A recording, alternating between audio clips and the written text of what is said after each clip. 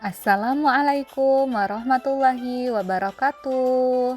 Selamat pagi anak-anak. Alhamdulillahirabbil alamin. Pada kesempatan kali ini, kita masih diberikan oleh Allah kesempatan untuk kembali menimba ilmu pada mata pelajaran Pendidikan Agama Islam dan Budi Pekerti. Pada pelajaran ketujuh ini, kita akan mempelajari tentang beriman kepada malaikat Allah. Sebelumnya, Ibu mau bertanya, masih ingatkah kalian iman kepada malaikat Allah itu adalah rukun iman yang keberapa? Ya, iman kepada malaikat Allah itu adalah rukun iman yang kedua. Tahukah kamu arti iman kepada malaikat itu? Terus, tahukah anak-anak siapa saja nama-nama malaikat Allah dan apa saja tugas-tugasnya? Serta, apa sih hikmah dari beriman kepada malaikat Allah? Nah, agar lebih jelas, ayo kita simak penjelasan berikut ini. Yang pertama, makna beriman kepada malaikat Allah. Anak-anakku, tahukah kalian makna beriman kepada malaikat Allah? Apa sih artinya beriman? Jadi, beriman kepada malaikat Allah itu artinya kita meyakini bahwa malaikat itu ada meskipun tidak bisa dilihat. Nah, jadi kita meyakini dalam diri kita, dalam hati kita ditanamkan betul walaupun kita tidak bisa melihat malaikat Allah, tapi kita meyakini bahwa malaikat Allah itu ada. Nah, yang kedua, meyakini bahwa malaikat itu makhluk ciptaan Allah dan tidak boleh disembah. Nah, jadi yang wajib kita sembah itu hanya Allah. Tidak ada makhluk ciptaannya siapapun yang boleh kita sembah, hanya Allah semata.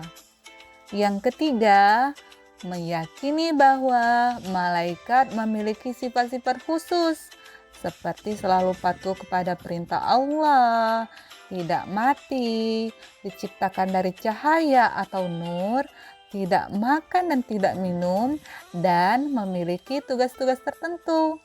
Nah, tentunya malaikat ini berbeda dengan kita manusia.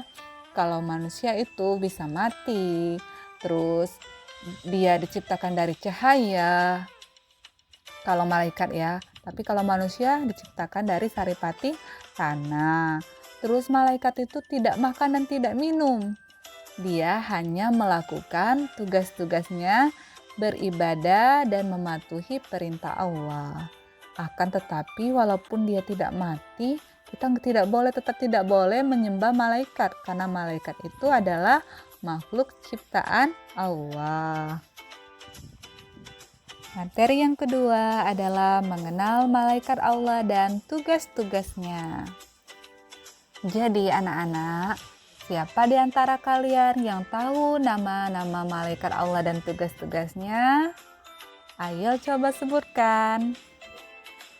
Nah, jadi kalau belum tahu, sekarang akan Ibu sampaikan mengenai nama-nama malaikat dan tugas-tugasnya yang harus kita ketahui sebagai seorang muslim.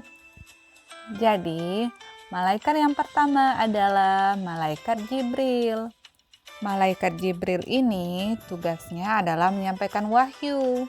Wahyu itu adalah perkataan Allah. Yang kedua adalah malaikat Mikail. Malaikat Mikail ini adalah malaikat yang bertugas menyampaikan rezeki kepada manusia. Malaikat yang ketiga adalah malaikat Raqib. Malaikat Raqib ini tugasnya adalah mengawasi dan mencatat amal perbuatan baik manusia. Malaikat yang keempat adalah malaikat Atid. Malaikat Atid ini adalah malaikat yang bertugas mengawasi dan mencatat amal perbuatan buruk manusia. Yang kelima adalah malaikat Ridwan. Malaikat Ridwan adalah malaikat yang bertugas menjaga pintu surga. Malaikat yang keenam adalah malaikat Malik. Malaikat Malik ini tugasnya adalah menjaga pintu neraka. Nah, yang ketujuh ada malaikat Israel. Malaikat Israel ini adalah malaikat yang bertugas mencabut nyawa. Dan yang kedelapan ada malaikat Munkar.